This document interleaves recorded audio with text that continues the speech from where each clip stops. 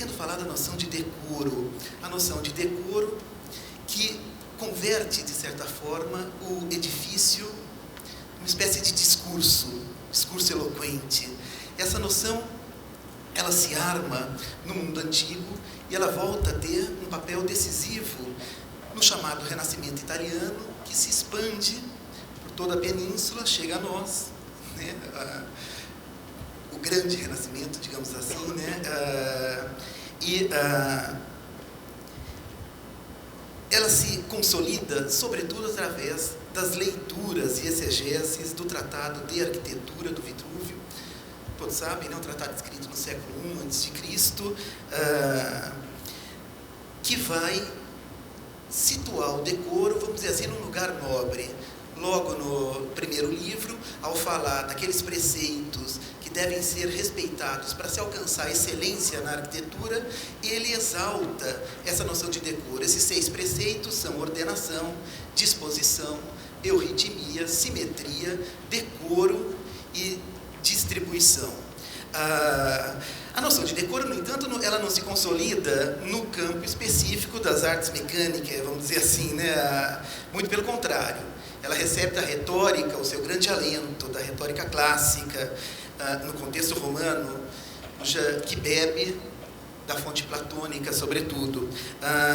Para Cícero, o decoro é um valor imprescindível à vida, uma descrição sem a qual não se perfazem as formas de convívio. É ele que garante, é ele que zela por uma consonância entre, vamos dizer assim, aquilo que é e aquilo que aparece, né? Ele cuida dessa consonância entre o ser e o aparecer. Eu cito o Vitrúvio. O Vitrúvio, nesse capítulo 2º do livro 1º, assim define decoro. Decoro consiste no aspecto correto de uma obra realizada com competência pela composição de elementos considerados justos. Essa noção, ela é pensada, sobretudo, portanto, em relação à apresentação, ao aspecto correto, né, daquilo que se tem como justo. Ela tem o seu equivalente na retórica clássica, com as discussões sobre elocúcio, esse cuidado na correta eleição, ou consonância, ou concordância entre as ideias e as palavras e as pessoas, sejam as que falam ou as que escutam, segundo os diferentes momentos e lugares. A arquitetura vai zelar pelo mesmo princípio. Ela vai estar atenta com os destinatários, o caráter de cada deus, dos comitentes, dos proprietários, os lugares, os materiais. Isso fica patente quando o Vitrúvio fala de como se alcança o decoro e faz menção às conhecidas ornamentações dórica, jônica e coríntia, reiterando exatamente o mesmo princípio da poética clássica dos gêneros tenro, médio e elevado. Ele fala, né, a Juno, Diana, Baco e outras divindades similares, tenha-se em conta a sua posição de meio, construindo-lhes templos jônicos, pois o princípio peculiar desses edifícios colocar-se-á em equilíbrio, seja com a severidade do dórico, seja com a delicadeza do coríntio. Uma questão importante, porque especifica que para determinados deuses, os femininos, convém um determinado aparato ornamental. Para deuses másculos, um outro aparato ornamental, severo, grave, como a ordem, né, a coluna e os ornamentos próprios à ordem dórica, que são marcados por uma sobriedade, por uma nudez ornamental. Essa ideia, ela também tem o seu equivalente na retórica clássica. O Cícero, no De Offic, ele afirmava que existiam 2 formas, 2 gêneros de beleza. A Venustas, né? E outro, a Dignitas, unitas. E ele concluía, eu cito, devemos deduzir que a Venustas é própria às mulheres e a Dignitas aos homens. Uma ideia que tem imediata ressonância no Vitrúvio. O Vitrúvio vai falar que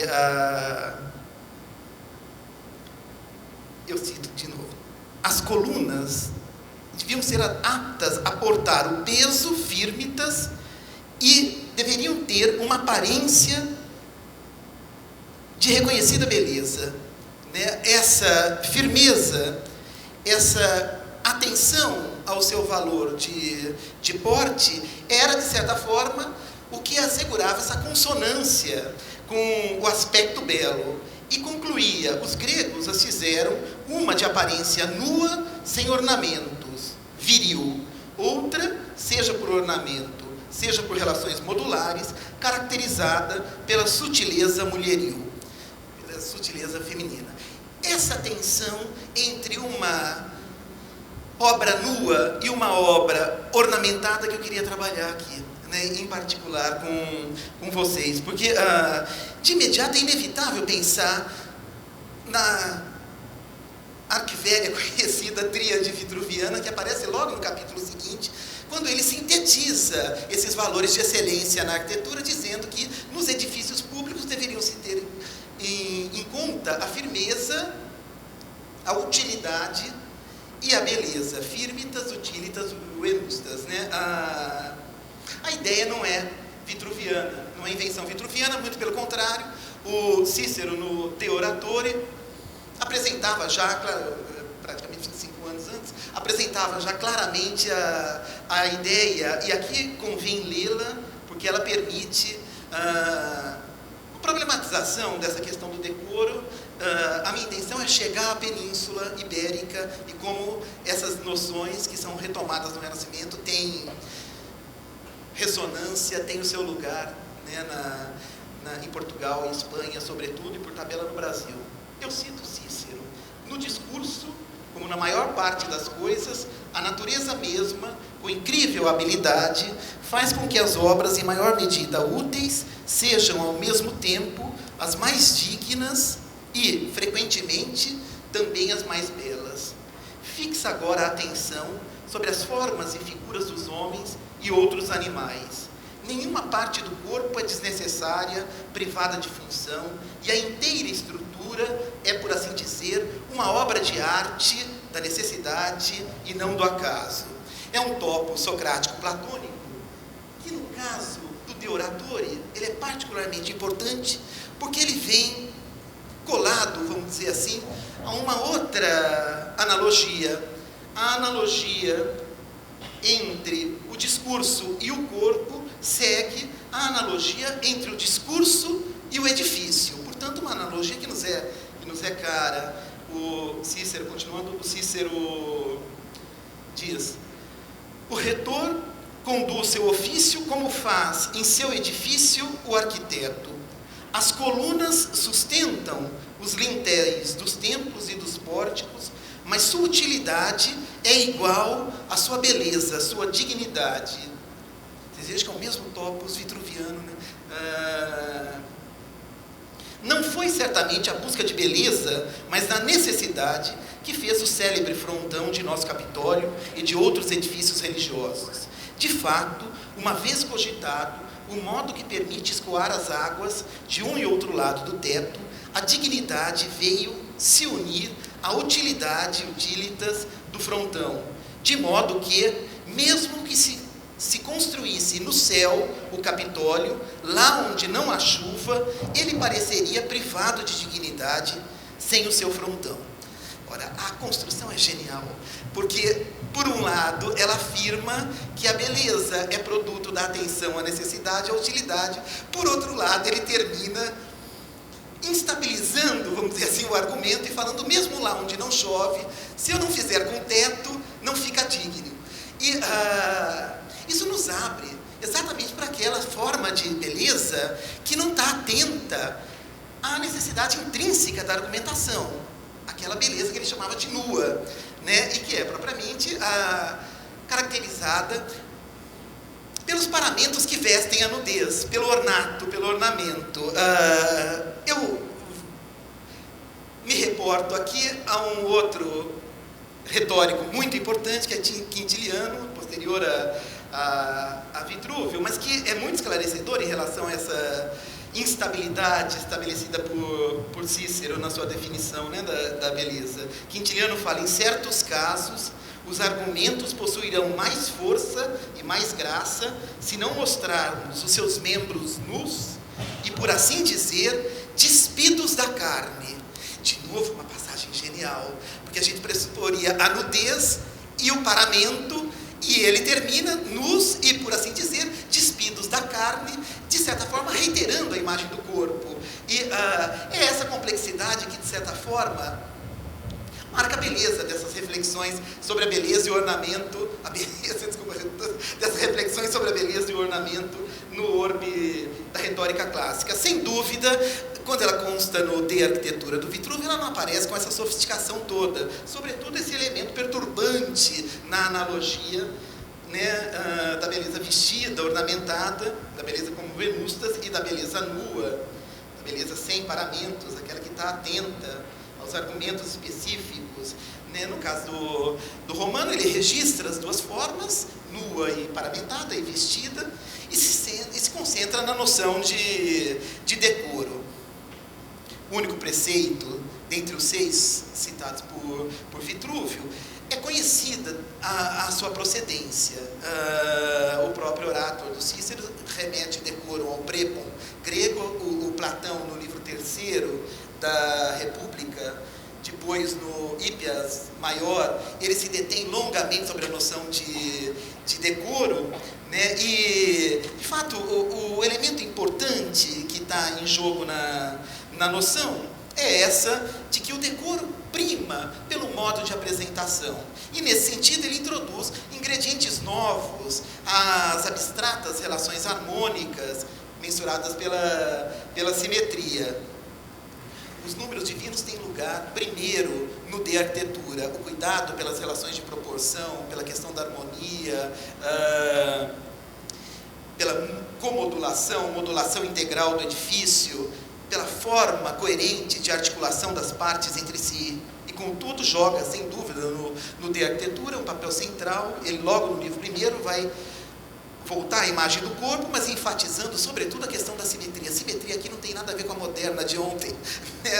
Ela tem a ver com concordância das partes entre si e com o todo. O Vitruvio fala, né? Tal como no corpo humano, a propriedade simétrica da euridimia deriva da proporção entre cotovelo, pé, palma da mão, dedo e outras pequenas partes, o mesmo advém na realização das obras arquitetônicas. Vocês vejam que o foco vitruviano está na analogia entre edifício e corpo, que é notabilizada talvez pela imagem com maior fortuna na história da arquitetura, a imagem do homo ad quadratum e ad círculo, né? O best-seller ainda bateu o Orwell, do Orwell, até hoje povoou camisetas e tudo mais, né? Muito pouco das sutis permutas entre o necessário e o adjunto, entre o nu e o vestido, engenhosamente permutas arquitetadas por Cícero e por Quintiliano, comparecem no De Arquitetura a invitar uma tratativa mais ampla. No De Arquitetura, as exigências do decoro aludem à conveniência da simetria, justa relação métrica das partes entre si com o todo, e, por igual, a sua acomodação a condicionantes externos, a adequação dos tipos, a condições topográficas e de insolação, a destinatários diversos, e por aí vai. Por exemplo, um templo eustilo, com uma certa proporção, ele não fixa um destinatário de imediato, assim como uma coluna jônica, que é destinada a deusas, a personalidades femininas, não precisa especificamente o destinatário. É aí que entra o decoro, com esses ajustes entre simetria e a sua apresentação. É Leon Battista Alberti, em pleno Renascimento, relendo Vitruvio, mas, sobretudo, profundo conhecedor de Cícero, da retórica clássica, que vai constituir já, tudo bem, vai constituir uma explanação mais detalhada, mais aprofundada, de maior amplitude sobre a beleza. Eu vou ter de ler, eu penso, senão a coisa se estende. A ideia matriz emparelha-se à vitruviana do edifício como corpo. Eu cito, tanto quanto a cabeça, o pé e, de fato, quaisquer membros devam corresponder uns com os outros e com todo o corpo no animal, também no edifício, especialmente o templo, as partes dos corpos devem ser compostas de modo que todas se correspondam umas com as outras e qualquer uma, tomada individualmente, possa prover as dimensões de todo o resto. Mas, no livro 6º, quando ele fala da beleza, ele distingue claramente pulcritudo, beleza inerente ao edifício, e ornamento, beleza auxiliar e aderente. Portanto, ele introduz uma discussão nova, na medida em que, ao definir essa beleza auxiliar e aderente, ele retoma toda a discussão armada pela retórica clássica. Eu cito: o ornamento seria aplicado para pintar e mascarar qualquer coisa de feio ou para destacar e polir o atraente, e teria o efeito de tornar o desagradável menos ofensivo e o agradável mais prazeroso. Se isso se der, o ornamento pode ser definido como uma forma de luz auxiliar e complemento à beleza. Aparecia aqui, então, o problema da ornamentação como aquilo que dá a ver, seja uma beleza inerente, seja aquela que suscita emendas, acréscimos. Depois, quando ele fala das colunas, ele repõe a tópica vitruviana. Ele vai falar que aos deuses convém a gravitas do dórico, as deusas avenustas da ordem coríntia, e será essa ideia que se consolida no Renascimento. Ela vai ser cristianizada por Cesariano e Sérlio e vai ter uma longa fortuna.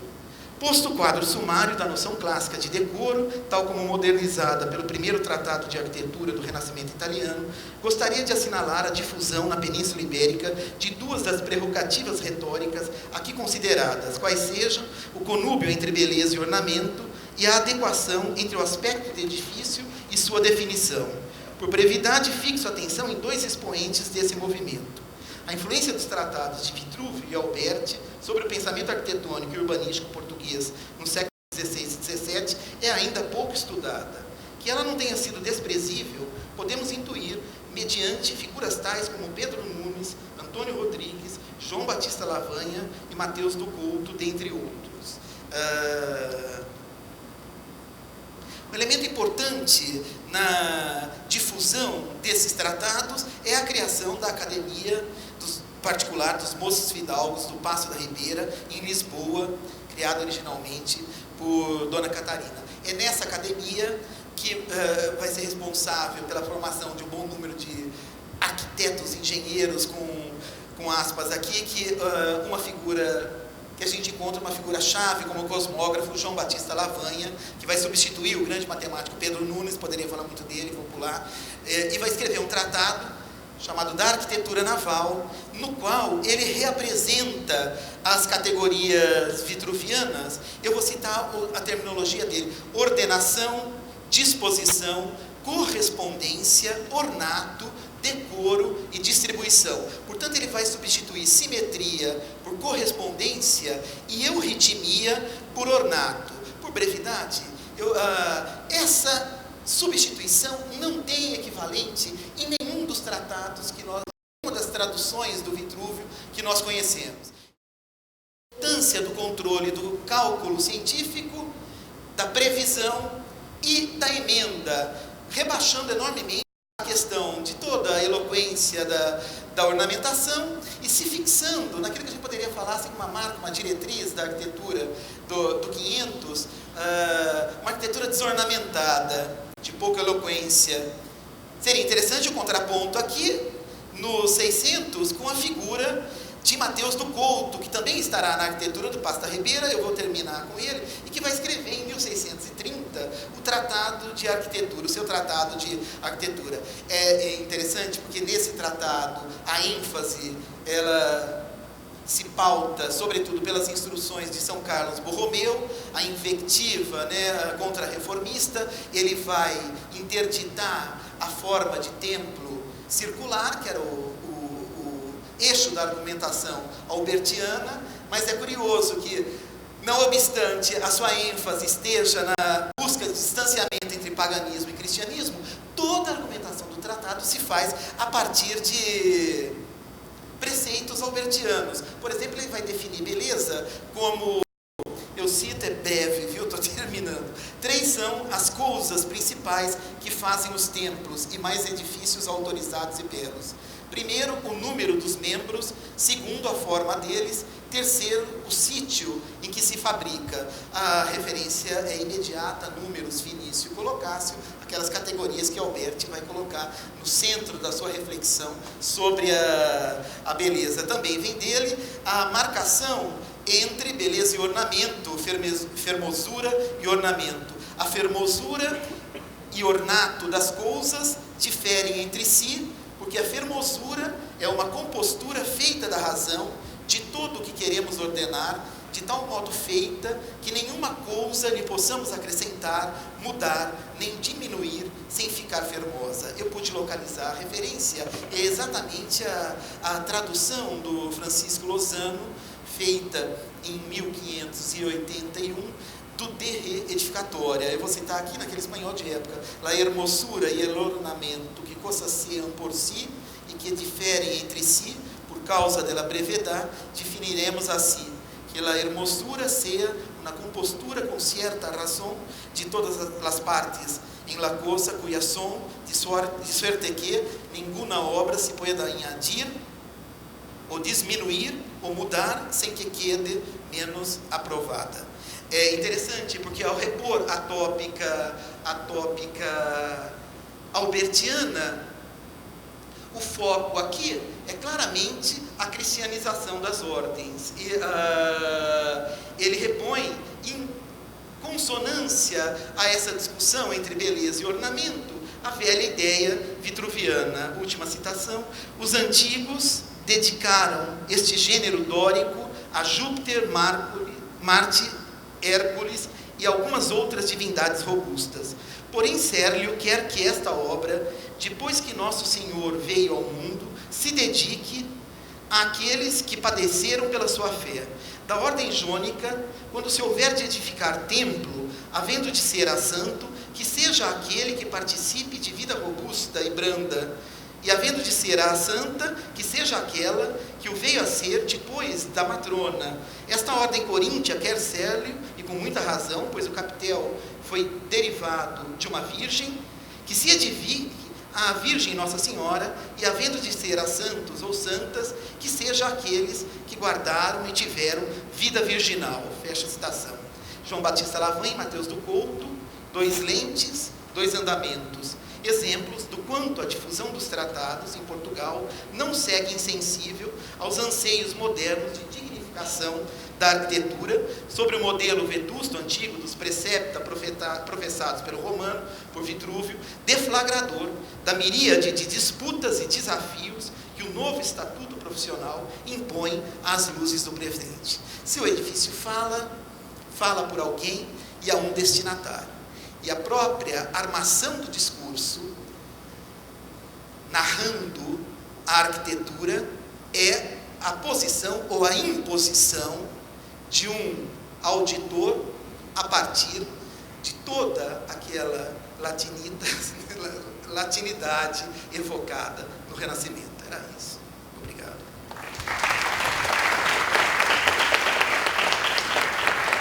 Obrigado, Mike. Eu passo a palavra ao Rodrigo. Bom dia. Obrigado, Ricardo. Agradeço ao Luiz e, em seu nome, a toda a comissão organizadora desse encontro.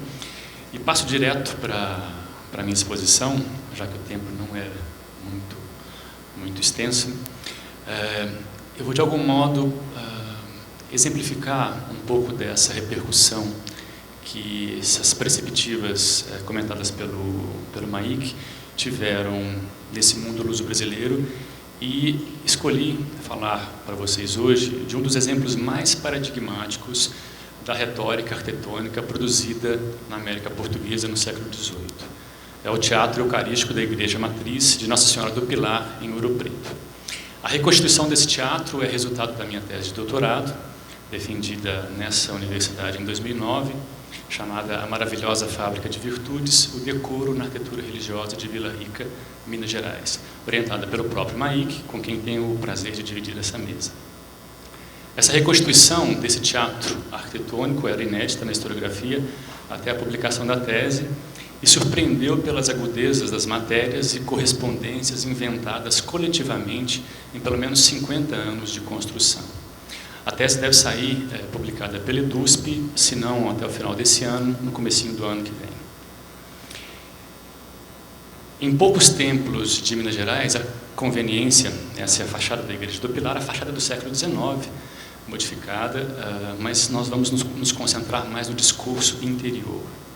Em poucos templos de Minas Gerais, a conveniência entre invenção e ornamentação da arquitetura é tão vívida e tão decisiva como na Igreja do Pilar, em Ouro Preto.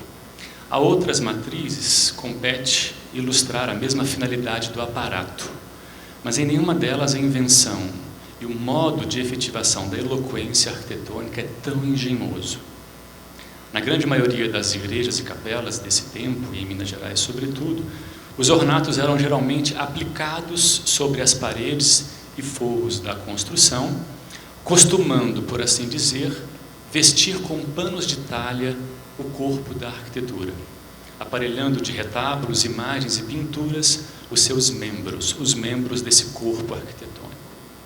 Na Igreja do Pilar, no entanto, mais do que cobrir de ornato as superfícies de taipa ou madeira, a talha em figura poligonal que nós vemos nessa imagem, inserida na nave, reformou com novidade o corpo interno da igreja. A invenção do risco é do engenhoso e praticamente desconhecido mestre Antônio da Silva, construção do Antônio Francisco Pombal. Bem, vale a pena frisar que essa reconstrução desse teatro arquitetônico pressupunha uma pesquisa na qual eu procurei me desligar das categorias do século XIX e XX que dominam a nossa historiografia, procurando reconstituir, ao mesmo tempo que tentava reconstruir a história dessas fábricas de arquitetura, reconstruir também as categorias e preceitos exatamente contemporâneos à fábrica desses corpos de arquitetura, evitando então as categorias de originalidade, genialidade, que inclusive sustentam nomes excelsos dessa historiografia da arte, como Aleijadinho e Ataíde, e fazem com que nós desconheçamos ou ignoremos nomes como, por exemplo, do mestre Antônio da Silva. Então, procuro evitar a ideia de originalidade, de genialidade, de partido arquitetônico, de evolução, de progresso, de decadência, tentando reconstruir categorias obliteradas pelos últimos 150 anos da nossa história, como decoro, decência, formosura, eloquência, asseio, maravilha, descrição, agudeza, sutileza, etc. Bem, voltando ao interior, então, da Igreja do Pilar, o Antônio da Silva inventa, e eu vou para frente que eu posso mostrar para vocês com mais detalhes os elementos de atenção.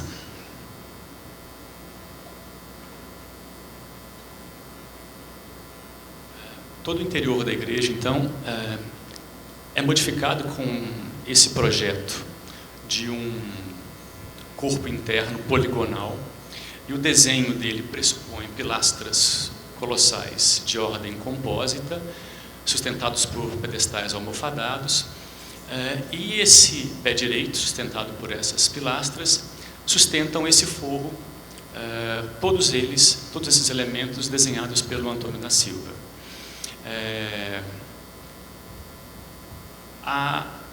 O encontro da documentação de toda essa igreja nos permitiu perceber, porque havia uma publicação que falava do Antônio da Silva sendo responsável pelo projeto da Cimária do Forro.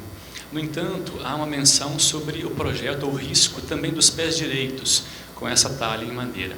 O que é curioso é que, para manter esse corpo totalmente perfeito, ou seja, o perfazimento integral de todas as partes desse corpo de arquitetura, teve que se armar atrás dessa talha de madeira paredes de adobe que dessem maior inércia a esses elementos estruturais, evitar que eles deformassem. Essa mesma preceptiva de segurança é que justificou também a inserção, já na década de 1730, dessa barra, de modo a evitar que as paredes da nave pudessem deformar, como acontece em várias igrejas desse período. Pois bem, então todo esse interior, sustentado por essas pilastras, realiza uma transição com um forro nessa cimalha real muito saliente, e há 15 painéis nesse forro que vão efetivar com maravilha justamente esse teatro da Igreja Matriz do Pilar, que é um discurso todo ele fundamentado na ideia da Eucaristia, o sacramento principal da Igreja Católica. Pode passar.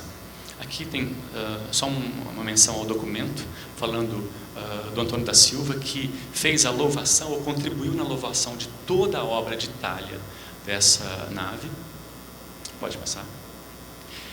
Então vamos nos concentrar agora na efetivação da eloquência desse discurso, desse teatro eucarístico da Igreja Matriz.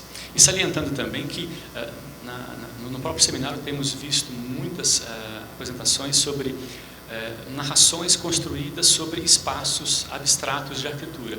E salientar aquilo que o Mike falou no começo da apresentação, de que nesse tempo, ou da Antiguidade até o século XVIII pelo menos, podemos chamar esses edifícios de corpos narradores, que são corpos de arquitetura sustentados por uma perspectiva de perfeição de todas as partes de um corpo arquitetônico, destinado esse corpo a discursar com eloquência, evidenciando valores de um teatro a ser interpretado pela recepção. Pode passar. Então, a reconstrução desse forro nos permite adentrar por esse teatro eucarístico. Eu vou centrar foco agora em alguns painéis mais importantes que vão constituir a chave da interpretação dessa iconografia. Esse painel é o painel central, é um Cordeiro de Deus, temos-o aqui. A arrematação é do João de Carvalhais em 1767.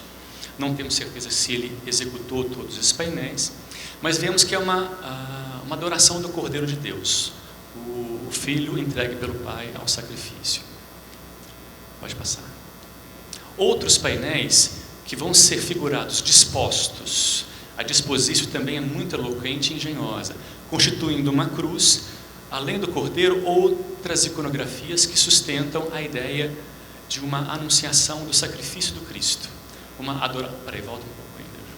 Adoração eucarística, o sacrifício de Isaac, um dos tópicos mais recorrentes dessa figuração, e uma imagem de José e a mulher de Potifar. Daqui a pouco a gente vai poder mostrar essas imagens mais em detalhe. Simétrico a essa encenação, temos também uma outra prefiguração de mulheres virtuosas do Velho Testamento, que prefiguram Nossa Senhora do Pilar. Temos então, agudamente, duas ideias condensadas nessa encenação. Primeiro, a ideia do sacrifício do Cristo, evidenciando a ideia da Eucaristia a partir do corpo e do sangue do Cristo. E nesses outros painéis laterais, várias mulheres virtuosas, donzelas guerreiras, enaltecidas no Velho Testamento pela sua pureza, virgindade e fortaleza, que anunciarão também a fortaleza de Nossa Senhora ao combater os ataques protestantes. Então, Sulamita, Yael, a Rebeca, da passagem de Eliezer e Rebeca, as filhas de Lote, Judite, a pastora Raquel e a rainha Esther. A disposição, como eu falei, em cruz, da ideia de sacrifício, pressupõe também, inclusive, a própria figuração da pastora Raquel, que nesse caso, colocada simetricamente oposta, aqui temos o arco cruzeiro, à capela principal, indica também uma ideia de que, por ser esposa de Jacó, que no sonho da pedra, da escada que sobe ao céu, anunciaria-se então o altar cristão, ela está muito simetricamente, muito decorosamente disposta, de modo a colocar uma simetria com o próprio altar principal da igreja. Pode passar. Há outros 4 painéis centrais, Jessé e Elias, que também indicam ou atestam justamente a devoção a Nossa Senhora e a vinda do Messias, do Cristo, e 2 outros painéis que não temos ainda uma atribuição segura. O Alex Borer, um colega lá de Minas Gerais, chegou a me indicar uma possível participação do Eliseu nesse painel, mas a gente não tem ainda nenhuma certeza sobre essa atribuição. Mas passemos.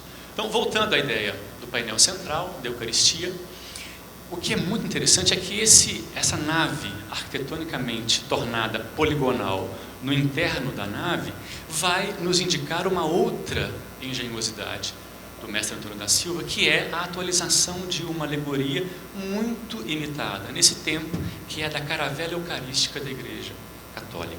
Pode passar. Em alegorias desse tempo, temos aqui uma gravura do Alado de Poppima, na Psalmódia Eucarística do Melchior Preto, em 1622. Essa nave da Igreja Católica é dirigida por um mastro central, onde justamente está o Cordeiro, e o mastro central é a cruz do sacrifício, e vários outros elementos característicos da Igreja Católica, como o próprio Cristo distribuindo o pão da Eucaristia, virtudes teologais, ao lado das quais cardeais serão também colocadas na capela da Igreja do Pilar, e outros elementos característicos dessa iconografia. Pode passar. Então, há uma simetria, uma analogia, e há um gosto muito requintado, erudito nesse tempo, do estabelecimento de metáforas e analogias que provoquem na descrição da recepção o entendimento não só dos conteúdos, das matérias representadas, mas também dos efeitos que essas agudezas provocavam na recepção. É o que se preceitua nesse tempo como a maravilha ou a mirabilia. Nesse tempo, a poesia, a escultura, a arquitetura destinavam-se a maravilhar a recepção. É do artista o fim, a maravilha, como enuncia a máxima de Gian Battista Marino também nesse tempo. Além disso, há outras questões que são muito interessantes, que nos mostram, nos evidenciam a pertinência dessa hipótese.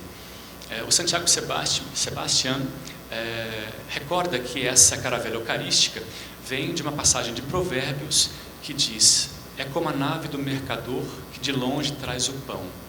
E várias vezes essa passagem foi interpretada como a própria prefiguração da Virgem Nossa Senhora. É como uma nave em que veio encarnado o futuro pão da Eucaristia. Essa passagem também foi comumente interpretada como a própria ida de São Tiago de Jerusalém até a Espanha. E justamente a devoção a Nossa Senhora do Pilar é derivada dessa visão de São Tiago na Espanha. Ou seja, as matérias da iconografia, as reedições de alegorias muito imitadas nesse tempo, passagens da Bíblia, anunciações do Velho Testamento, as figurações dos painéis, tudo indicia essa hipótese de que realmente a Igreja Matriz do Pilar atualiza essa tópica da caravela eucarística, anunciando um discurso muito importante, o mais importante da Igreja, que é justamente o do teatro eucarístico. Esse teatro culminaria na capela principal, com o retábulo e o próprio altar, que é o lugar por excelência dessa distribuição do corpo do Cristo. Pode passar. Nessa capela, ela teve um risco modificado, e nós encontramos também a documentação que comprova que o José Fernandes Pinto Alpoim é quem fez esse novo risco da capela em 1741. Porém, além de desenhar novamente a capela, ele insere um elemento que nós não vemos mais erigido nessa que era a cabeça da igreja, do corpo da igreja da Matriz do Pilar. Vemos aqui uma Santa Ceia. Pode passar. Então, a figuração de um painel escolhido também indicando ou relevando essa ideia da Eucaristia, mas antes desse painel havia um outro efeito, um outro elemento arquitetônico. Pode passar. Pude encontrar os documentos que permitiram reconstruir totalmente a história desse que teria sido o único zimbório construído em uma igreja do século XVIII em Minas Gerais. O José Fernandes Pinto Alpoim teria feito o risco da nova capela, autorizado depois a louvação de toda essa talha que foi riscada para o seu interior, pelo Francisco Xavier de Brito e pelo Ventura Carneiro. Porém, entre 1754 e 70, o zimbório, construído pelos dois de baixo, arrematantes, foi muito afligido por infiltrações de água da chuva. A amplitude térmica de Minas Gerais, sobretudo na metade do ano, é muito grande. E feito em madeira, o zimbório já no ano seguinte apresentou inúmeras infiltrações. A Irmandade lutou por 16 anos para tentar manter o elemento erguido, mas foi impossível. Inclusive, toda a fina flor do engenho foi ativada nesse período para tentar resguardar o o elemento da demolição, mas não foi possível. Finalmente, em 1770, eles resolvem demolir inviolavelmente o zimbório, porque até então não se havia dourado nem pintado nada na igreja, até que se resolvesse essa pendência da infiltração. É curioso porque há na documentação que relata essa demolição, um dos aspectos mais interessantes dessa história é de que, além dos oficiais interessados na arrematação da demolição do zimbório, estavam também, como diz o documento, gentes de mais qualidades, outras que não oficiais, ou seja, pessoas, provavelmente irmãos do Santíssimo Sacramento ou de outras irmandades, interessados no desfecho dessa demolição do zimbório. O que adviria de um elemento tão maravilhoso nessa ornamentação que teria que ser demolido finalmente da igreja? Pode passar. Há uma reconstrução, tanto aquela quanto essa, de um amigo, o Robson Godinho. Eu consigo ler todas as condições que estabelecem os elementos, as pilastras quarteladas, arrematadas por pináculos, uma abóboda bulbosa. O risco original, o risco inicial do Alpoim pressupunha 8 faces. E aí é outra coisa interessante que nos remete a esse teatro eucarístico, porque diante da teologia católica, a Eucaristia é apenas uma promessa de salvação. A garantia da salvação, ela vem com a ressurreição. E além da luminosidade maravilhosa do zimbório, volta àquela imagem anterior, além da luminosidade que penetraria no edifício, também as 8 faces do zimbório remeteriam simbolicamente a esse discurso da ressurreição. O número 8 é, desde Santo Ambrósio, o número da ressurreição. Deus criou o mundo em 6 dias, no 7º houve o descanso, e o 8º dia, número 8, seria um tempo fora do mundo, fora desse mundo material. É o tempo da ressurreição. O que autoriza, inclusive, os batistérios serem feitos sempre, em boa parte do tempo, com 8 faces. O Alpoim risca o zimbório também, autorizadamente. A maioria dos zimbórios são feitos em 8 faces, por remissão a essa ideia da ressurreição. Mas o Xavier de Brito, o Ventura Carneiro e o Manuel Francisco Lisboa resolvem, o pai do Aleijadinho, transformar esse zimbório em 6 faces, porque a área da capela não era tão grande e não ficaria em 8 faces em tão boa lei. Então eles fazem em 6 faces, sem impedimento de parede nenhuma. Mas o que é interessante é pensar que todo esse teatro, esse discurso da Eucaristia, ele seria culminado com a ideia da ressurreição através da capela principal. Bom, tem os documentos que nos contam essas atribuições, mas eu vou só levar até a imagem final. Aqui onde a gente vê justamente a remissão ao engenheiro Fernandes Pinto Alpoim na documentação. O que é curioso é que o Bazin chegou a publicar esse documento era um outro documento anterior, e ele coloca o nome do Pedro Gomes Chaves, que teria sido o primeiro inventor da obra, do grosso da obra. E durante muito tempo se pensou, havia apenas uma remissão a um documento desse zimbório. Eu encontrei mais de 10 documentos, e justamente a ideia que nos permite defender, que é do Tomás Fernandes Pinto Alpoim. Pode passar. O Alpoim foi assessor do Manuel Pinto Villa-Lobos, em Portugal, de uma igreja, a da Misericórdia, que tem justamente um zimbório que é exatamente a descrição que nós temos nas condições de Ouro Preto. Pode passar. Aqui feito em pedra e até hoje ainda mantido na construção. Pode passar. Culminando então nesse teatro eucarístico, culminado com a ressurreição na capela principal, teríamos então o retábulo principal. No sacrário manteve-se ainda, pode passar, a representação da ressurreição, é o Cristo glorioso saindo com o estandarte do sepulcro.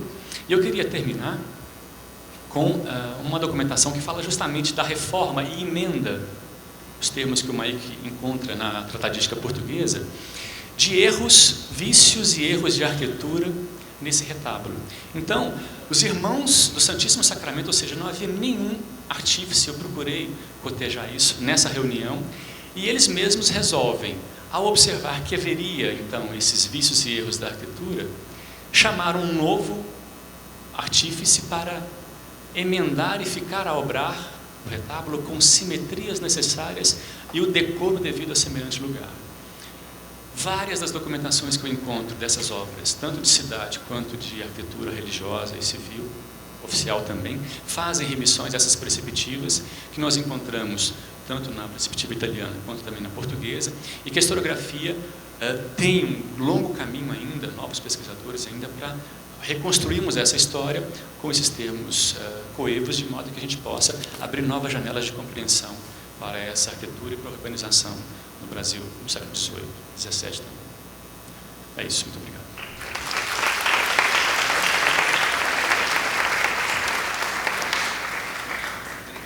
Quero comentar algumas coisas que me parecem importantes. A primeira é que eu vejo com um grande regozijo esse tipo de questão, como decoro, como a conveniência, adequação, retornar às escolas de arquitetura. Depois de uma, vamos dizer, de uma época chamada funcionalista, né, em que dizia-se que a forma decorreria da função e que as ciências exteriores à disciplina arquitetura poderiam informar melhor do que as tradições artísticas o projeto arquitetônico. E houve uma enorme negligência com essas tradições que agora são retomadas. Não como valor paradigmático, mas como um elemento que a gente tem que levar em conta como a própria constituição, como a própria substância da disciplina arquitetura. Nesse seminário de espaços narrados, os nossos dois colegas aqui falaram de espaços narrantes, sobretudo o Rodrigo, né? Como essa igreja do Pilar, esse teatro da igreja do Pilar, descreve como foi necessário que mudasse a própria disposição de retangular, que é a disposição externa, para a disposição octogonal, né? E como é que foi feita essa escolha, que não era arbitrária, da decoração dos elementos e da capela móvel. Ou seja, como foi necessário retomar na Minas Gerais perdida no fim do mundo, ideias que nasceram na Grécia, que se desenvolveram com Vitrúvio, que tiveram esse momento particularmente auspicioso no Renascimento. Então, essa continuidade que se marca, essa, dizer assim, não, ut pictura poesis, ut arquitetura poesis, como é que a arquitetura fala, como é que se fala através da arquitetura, o que a arquitetura diz, quais são os meios que ela dispõe, toda essa disciplinaridade que foi feita, não só através como o Mike bem lembra, do tratado do Vitrúvio e depois do Alberti, mas como é que Cícero, Quintiliano, Plínio, todos esses autores, e Aristóteles. O Mike não gosta do Aristóteles, mas a gente sempre lembra o Aristóteles como um elemento importante, porque ele vai colocar a ideia da verossimilhança, que está na base da ideia do decoro e que vai dar toda a tradição retórica e toda a tradição perceptiva. Então, eu quero dizer da felicidade do encontro dessas duas palestras, porque elas apontam, embora bastante diferentes, apontam o redescobrimento, a revalorização de uma tradição que havia sido não esquecida, mas muito negligenciada durante algum tempo, né? Quando, para não dizer que eu falei só do Aristóteles, quando o Mike fala da beleza nua e da beleza ornamentada, vem-me à cabeça, depois eu quero que ele comente essa questão, a Tiziano, né? Da amor sacro e amor profano, né? Que reporta essas duas belezas, e aí já não dentro de uma tradição aristotélica, mas dentro de uma tradição platônica, né? Então, como é que essa ideia, que é uma beleza nua, uma beleza pura, né? Aliás, lembrar que o título Amor Sacro e Amor Profano foi dado um século depois que o quadro foi pintado. Mas, enfim, as interpretações que se dão a respeito dessas duas classes de beleza, né, e como é que elas devem ser buscadas. Eu não vou me estender muito, porque o tempo já passou e já estaria na hora de estar na mesa redonda seguinte. Então, eu abro a palavra ao público e fica à disposição quem quiser fazer alguma pergunta para os dois expositores. Da minha parte fica a pergunta para o Maíque sobre o amor sacro e amor profano, né? E para o Rodrigo sobre a questão relativa a como é que essas perceptivas que vêm de Roma, passa pelo Renascimento, passa pela Península Ibérica, chegaram e tiveram importância lá no fim do mundo, né? Minas Gerais perdida no meio daquelas serras, muito longe do mar, muito longe da metrópole, mas muito vivas essas tradições ainda operando. Era isso que eu tinha colocado. Bom, primeiro, eu não tenho nada contra Aristóteles. Eu fiz uma menção muito específica à ideia a imagem do edifício com o corpo, que é platônica na sua origem, socrático-platônica, e tem longa fortuna. A ela eu gostaria de me reportar, né? Porque, embora a imagem seja platônica, vige o neoplatonismo, né? Ou seja, a ideia de um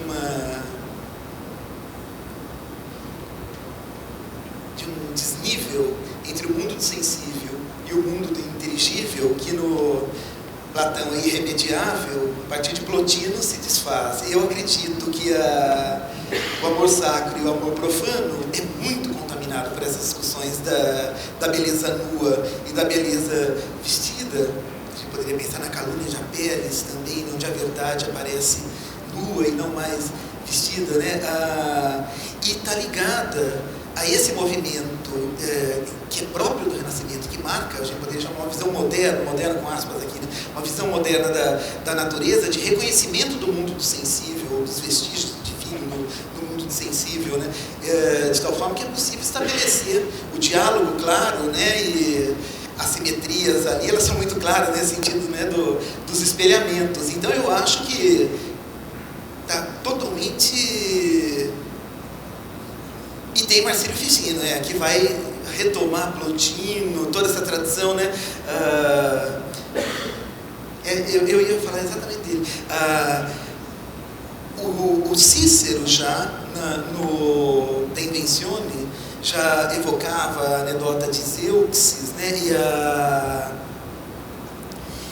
E essa possibilidade, através da imagem, eu alcançar a ideia, né?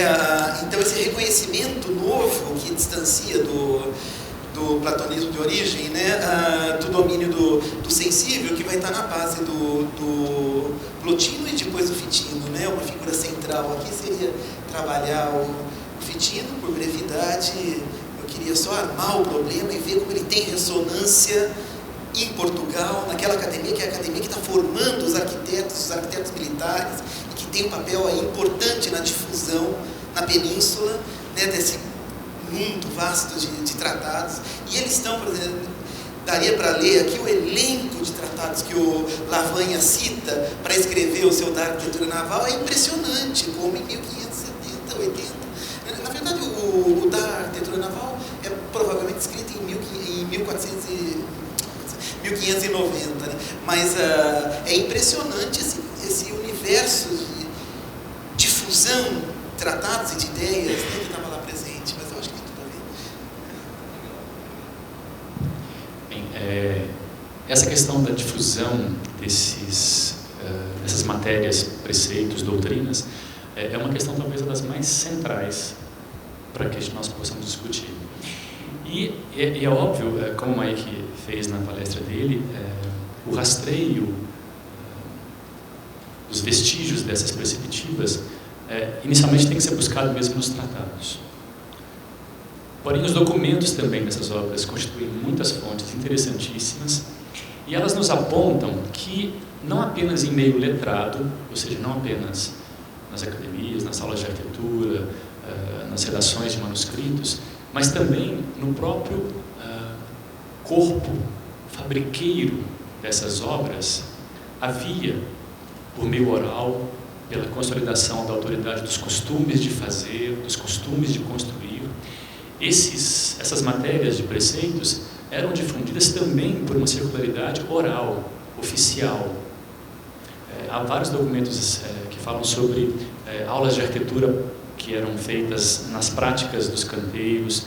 Então, para além dessa fonte letrada dos tratados, há que se pensar também, e muito fortemente, de que essas matérias, mesmo para artífices analfabetos, como Domingos de Oliveira, por exemplo, não sei se todos já ouviram falar dele, mas foi o arrematante que construiu a capela da Ordem Terceira de São Francisco de Assis, cujo risco é atribuído ao Aleijadinho.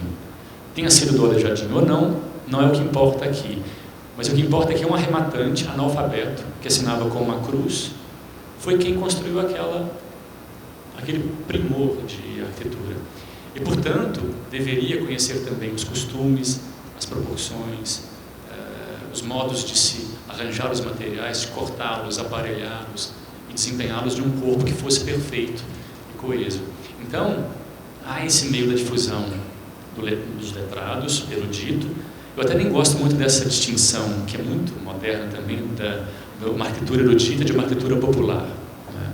Porque o que os tratados também fazem muito é consolidar costumes de preceitos.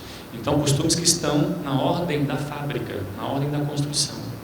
Temos que tentar nos desvencilhar dessa ideia dicotômica, positivista, anacrônica, de erudição e popular, e sim pensar numa difusão que se dá em meio letrado, mas também se dá no meio oficial, no meio oral, das transmissões dos conhecimentos, nos ofícios, e, portanto, a gente talvez conseguiria superar essa ideia de periferia e centro também, que para esse mundo, regrado por costumes e preceitos também morais, nos permite pensar num alastramento de matérias da construção e da arte, não apenas através dos tratados, meios letrados, mas também pelo meio oral.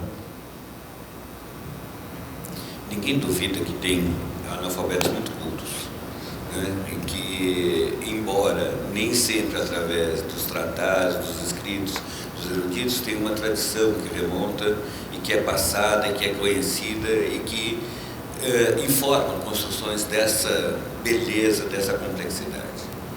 Eu abro mais uma vez a palavra a perguntas do público. A minha questão é ao Rodrigo. Ficou muito claro na sua exposição como a disposição dos elementos arquitetônicos constitui uma narração. Eu queria saber de você se a disposição da igreja dentro da cidade, se ela também constitui um texto, se ela também constitui uma narração, e o que ela narra dentro desse espaço. Obrigado, Milka. Essa discussão também é muito importante, porque ela acaba definindo muito da aparência que nós reconhecemos como ainda admirável e sempre admirável das cidades históricas, ditas históricas, né? Também já é um conceito também complicado. Mas, enfim, e no caso dessa igreja do Pilar, não sei se bom, mas acho que pelo tempo vou tentar ser conciso, não depender da imagem. Talvez se lembrem, acho que todos já estiveram lá em Ouro Preto, a igreja está colocada numa cota muito baixa, muito baixa. A hipótese é de que, tendo sido um lugar consagrado por alguma cerimônia, talvez por ação de graças a um encontro de um veio aurífero ali próximo ao rio, se realizou então uma primeira missa, aquele lugar ficou sagrado, construiu-se uma capela, por autoridade, por ancestralidade, aquela se tornou a primeira matriz da povoação. E ela, em 1711, quando é tornada Vila Rica, passa-se então a reconhecer a matriz do Pilar como a matriz de toda aquela paróquia. Havia outra matriz de Antônio Dias. E ela então ganha em capacidade, em grandeza, em ornato, para justamente corresponder à dignidade de uma igreja igreja matriz de uma povoação reconhecida como vila. E ela permanece, obviamente, naquela cota mais baixa. Não deu a imagem, né? Eu lembrei de um outro aspecto interessante. Houve um incêndio em 1714, 3 anos depois da ereção da vila, em algumas casas próximas àquela capela que estava então ganhando em corpo para poder justamente se tornar matriz. E aí os vereadores da Câmara de Vila Rica definem que todos os moradores terão que ampliar a área, isso, bem aí, essa imagem. Eles terão que abrir e recuar os alinhamentos das suas casas, de modo a que ficasse mais formosa e mais direita a praça, diante da matriz. Então, essa ideia de uma formosura ampliada pela área, eles não pensam em espaço, eles não são kantianos, né? Eles pensam na área como essa dimensão entre medidas. E de modo a torná-la digna, mesmo que ela esteja situada numa cota muito baixa. O que acontece, geralmente nas capelas, portanto, já o teatro aqui, dessa maior dignidade da praça de fronte à matriz, seria um teatro agora entendido na menção grega como encenação, teatrum sacrum desses edifícios, dessas povoações, de modo a que, com essa dignidade da área de fronte, do seu frontispício, ficasse encenado o valor ou os valores mais importantes do corpo místico da Igreja e do Estado português. As capelas erguidas futuramente, durante todo o século XVIII, elas se alçarão em promontórios, de modo a evidenciar com a hierarquia da elevação também esse teatro hierárquico, conveniente, vigoroso, de igrejas, capelas e irmandades leigas que sustentam todo o sossego, toda a paz, toda a permanência das povoações. Então é esse o teatro desempenhado no âmbito urbano por essas igrejas que nas suas fachadas também ganhavam ornatos destinados a, com mais eloquência ainda, desempenhar os discursos de cada irmandade, nas portadas, nos nichos, nos frontispícios, né, que eram os lugares mais excelsos. O Borromeu mesmo fala que nas fachadas é que deveriam receber os maiores ornamentos. Então, é esse o teatro dessa hierarquia, dessa conveniência, que se desempenhavam também no âmbito urbano essas edificações.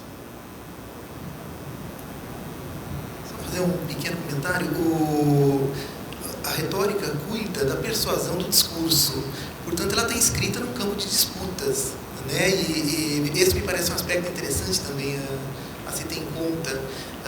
O outro aspecto é que esses preceitos são assimilados em contextos distintos e eles se prestam a discursos diferenciados. Então, essa marcação, por exemplo, de como a mesma preceptiva vai responder a política contra-reformista, ela exemplifica a margem de operação com esses preceitos. Me parece um outro aspecto também interessante. Eu pensei em relação à cidade, porque você tem uma disputa por representação enorme, onde o uso desses artifícios retóricos é central.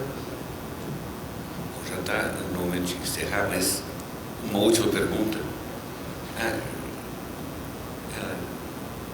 Bom, então eu agradeço mais uma vez a presença de todos e faço reverência às brilhantes exposições e convido a continuidade do seminário. Obrigado.